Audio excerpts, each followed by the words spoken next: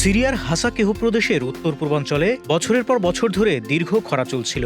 অবশেষে খাবুর নদীর পানি বৃদ্ধি কৃষকদের মধ্যে এক বিরল আশার আলো জাগিয়ে তুলেছে।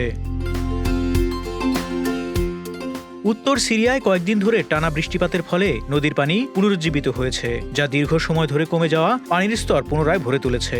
দেখা যাচ্ছে খাবুর নদী আবারও প্রবাহিত হচ্ছে। নদীর তীরে গবাদি পশু পালন করতে দেখা যাচ্ছে কৃষকদের।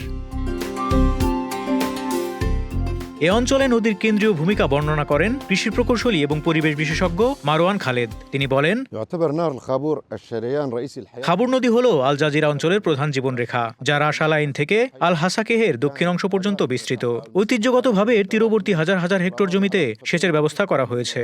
২০০০ সাল থেকে নদীর পানির স্তর কমছে এবং এর প্রবাহ বৃষ্টিপাতের উপর নির্ভরশীল, যা গম এবং বার্লি ফসল চাষে সহায়তা করতে পারে। স্থানীয় কৃষক সুলেমান বলেন, বৃষ্টিপাত আসন্ন মৌসুমের সম্ভাবনা বদলে দিয়েছে।